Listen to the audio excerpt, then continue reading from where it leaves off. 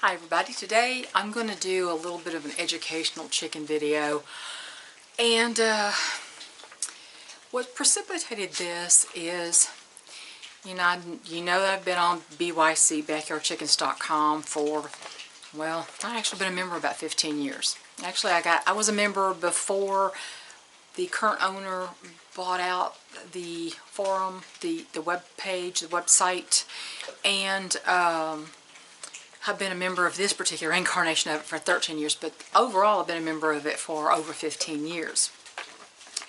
And so most people who've been there a while know me, and people who don't know me, other people direct them to me. But doesn't mean I'm an expert in everything, but I have a lot of what I call sad experience with a lot of things. But there was a young lady who recently contacted me about a 9-month-old Brahma hen that she has, it's a pullet technically, and she said she needed my advice, and she told me this story about what's been going on with this hen. And I feel like this is a really good object lesson in several ways, and I wanted to read you what she'd done, and I want to tell you what I told her, and how this goes to show that you need to, there's knowledge that you need to have that will tell you when you can do things and when you can't do things, and how some knowledge sometimes will just tell you that there's nothing you can do. And this is why, and I'll have to raise my glasses up so I can read this close up. This is a light Brahma who's 9 months old, so she is very young. She's a pullet. She's not a full-grown hen yet, but she's obviously been laying. She said about 2 weeks ago she started standing around not eating. So she went to the internet. One suggestion was sauerkraut. I don't know what she asked to get that, but hard on the internet to diagnose something. So she's checked her crop and it was full, waiting a day to see if it would go down by itself. I kept an eye on her poop. After 2 days, she went back to the internet and was told, she was told to hold food back and massage the crop and give fresh water. She wouldn't drink the water, so she used an eyedropper to administer it.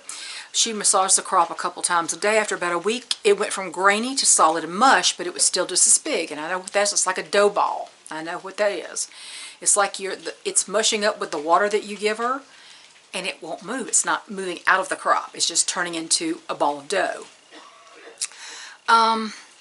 So she gave her electrolytes and probiotics during this time. She wouldn't eat, so she started NutriDrench, which is just a nutritional supplement that you can buy commercially with vitamins, and nothing. So about 2 weeks she found a YouTube video where somebody recommended garlic water for 3 days and then probiotics and electrolytes. And she says, sure enough, the second day the crop emptied. And I imagine that was also a result of her massaging it and getting it in a pasty state so that it would flush easier. And so she had some success. So when she offered her diluted garlic water, she wouldn't drink it on her own. She wouldn't eat, so she tried some mealworms, and she ate those in small portions for 2 days, and she saw a lot of white stool and brown droppings, and a lot of urates. The white is urates. It's like pea. Chicken peas, the white in the droppings. And she said she was also giving her monostatin for yeast because her breath was horrible. Well, what happened was this food had sat in the crop for so long it was starting to sour and ferment, and so that's the bad breath smell she was getting. Now, I don't know about giving monostatin. I've never done that, but that's what she did. After the crop went down, her breath improved, but she still wasn't pooping a lot. She was standing around again. Her stomach became swollen. Okay, here we have it. And I'll tell you why I went bingo, and this is why. I'll have to tell you why I said that in a minute. She knows her stomach was very swollen. Her belly was very swollen.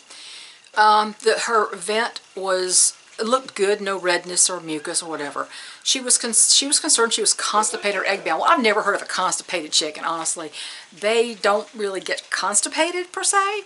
And egg-bound, egg binding is different than other things that can happen reproductively. They can stop egg laying. Egg binding means literally an egg is stuck in the oviduct. Either it got turned sideways, or it's too big to pass, or something else is blocking it from passing. And they'll usually stand up straight, really upright like a penguin, and strain a lot. But she didn't say she was doing that, so I doubt egg binding per se. She hadn't laid an egg for about 3 weeks. She was giving her warm Epsom salt baths every 6 to 8 hours. That's usually what you do to relax the muscles and get eggs to pass. But I don't think she was egg bound, so she was treating her for egg binding, and I don't believe that's what it was. She's standing today with her head tucked, and when she massages her belly, she acts like she wants to bear down, but only white liquid comes out. So I hate to see her survive sauerkraut, die of constipation or egg binding. The poop sample had a little blood in it, but anyway, she keeps going on and on and on and on, and she had put her on Baytril for 3 days. I guess she had to get that from a vet. I've never had Baytril. I think that's only by prescription, and I actually think I don't know if she had it, somebody gave it to her, but I thought it was illegal to give it to egg-laying hens anymore, so I don't know where she got the Baytril. It's an antibiotic. Good strong antibiotic. She doesn't have an appetite. Yesterday she ate a green grape and a slice of banana and 6 dried mealworms. Okay, she attempted to drain the belly. Okay, she watched a few videos, she inserted it, got nothing out. She tried another spot, and she said she removed the needle, drop of blood, followed that, and had a bad odor. Bad odor coming from that tells me there's infection in the abdomen. That's really what she's dealing with. She's dealing with something that's not really the crop and something that's not really egg binding per se. She's dealing with something that she really couldn't treat. Now I may have to stop my video because my battery's low again. So, her comb is still red but not bright red. She's wondering if she did it wrong. Okay. So she had a bunch of stuff and she's treating a lot of symptoms. So, you know, I told her that the crop is an external barometer often of what's going on inside. I have Brahmas. Often my Brahmas tend to have sluggish crops occasionally when they are in a molt, because the Brahmas tend to be big eaters. They eat too much. They eat a lot. It's almost always the hens that have crop issues. The boys don't usually have any crop issue unless they have a heart problem or something. They're actually dying of it, and then their crop stops. The crop is a symptom of something else. And when she said the belly was swollen, I went, aha, that's what's going on with the crop. Her crop is slowing down because she's got something going on inside. And so another thing, you know, I said, you know, my Blue Orpingtons often had crop issues. They had sluggish crops a lot. They were prone to crop issues. If they got a little bit of moldy feed around the compost pile or something, sour crop immediately. They'd always have sour crop. So the Brahmas tended toward that a lot, and the Orpingtons tended toward that, and the Brahmas also tend toward crop issues because they're big eaters. Big eaters. I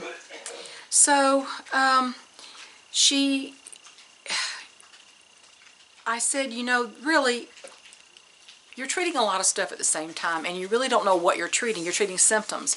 I said, when you start doing all these things, and I know people really, the inclination is to do something. You need to go back to basics. Remember, the crop is almost always an issue of something else. And she said maybe she has ascites. Well, ascites is water belly, but that is not a main problem. That is a symptom of another problem. It can be reproductive internal laying, which is terminal, incurable, non-preventable. You can't do anything about it. It's usually bad genetics. Internal laying, egg yolk peritonitis, which is an infection that you will not see, you don't know anything about until it's so far advanced. There's a lot of cheesy masses in the oviducts and in the abdomen. There's just no way to know it's happening until it's already far advanced. And the infection has turned into solidified masses. And so you're treating a lot of stuff, and she tried to drain the belly. Well, I used to drain hens that got this when their bellies got really big. And I stopped doing that because all it does is stress the hen out, basically.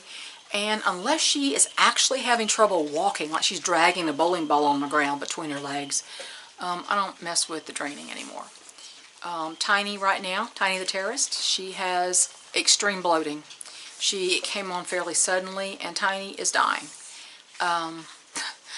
So, and I know there's nothing I can do about it. And she eats, and when she eats, she gasps for air because she has to bend over, and when she's eating, it actually makes it hard for her to breathe. So she's not going to be around very much longer. But I know there's nothing I can do. The woman, she's old. She's an old hen. This is a young hen, though. I told this lady that basically, I really think that all you can do is go back to basics. Put her in a nice warm cage with fresh water. You can squeeze a vitamin E capsule, a gel cap in her mouth. You know, if you want to, you can give her vitamins like Polyvisol, children's baby vitamins without iron. Make sure it has no iron. There's 2 versions of it in her water or in her beak. Your fresh water, high protein, soft food like a scrambled egg. Don't salt it, just scrambled egg. Or some little bit of plain yogurt mixed in. Make sure there's no sugar. You're not giving her any sugar. And see what happens. If you want to massage the crop if you think you need to, and push that food back through the hole at the back of the crop. But when you're dealing with the crop issues and the bloating, you're dealing with an internal issue, and those are the symptoms that are visible to your eye. Treating the symptoms is not going to fix the problem. But I said, you know, it seems to me there's something going on beyond anything that you can treat. I know you're trying to do something, but honestly, I think you're not going to be able to fix whatever's wrong with this hen. She's only 9 months old, so she may have some genetic defect.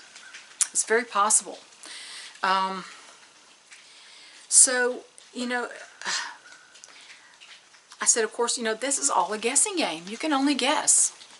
But then she sent me a message a little while, you know, a couple days later, and she said she's sad to say her little hen didn't make it. She said maybe water belly or internal laying. Well, the water belly, the swelling, the fluids buildup is a result of internal laying or a liver malfunction or a heart problem. The coloring on her hen would seem to say it wasn't a heart issue. But that, people say it could be water belly. Well, the water belly is not the problem. It's the symptom of another problem. And it's a problem that is beyond your scope to fix, unfortunately.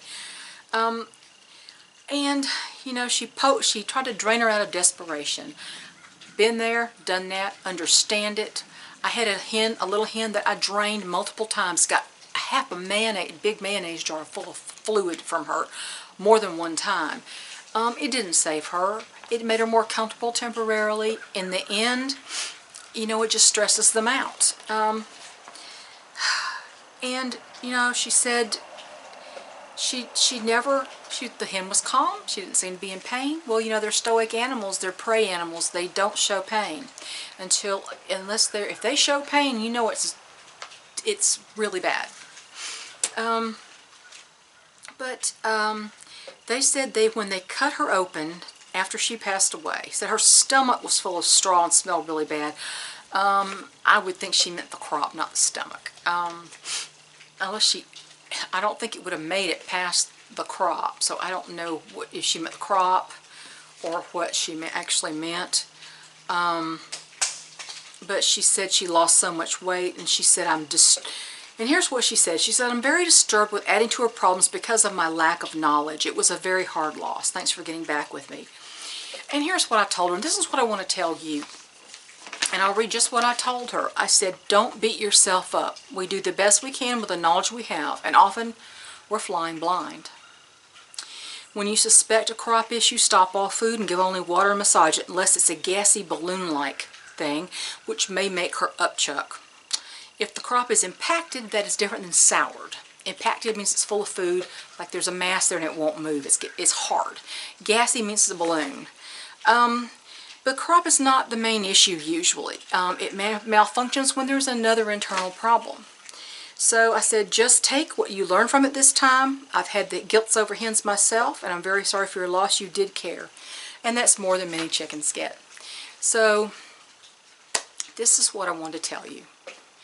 When you start wanting to do things, stop. Go back to the basics. Think. Crop is a symptom. If it's impacted and you want to get it moving, yes, work on that. But that doesn't mean you're going to fix the problem by fixing the crop issue necessarily. And you can't fix internal laying. Most reproductive things you cannot fix. So I just wanted to bring this situation up for you just to say most things are not fixable. Most things are probably not even preventable for the most part. And when you find yourself trying to fix this and this and this and this, stop and think, is this the problem or is this the symptom?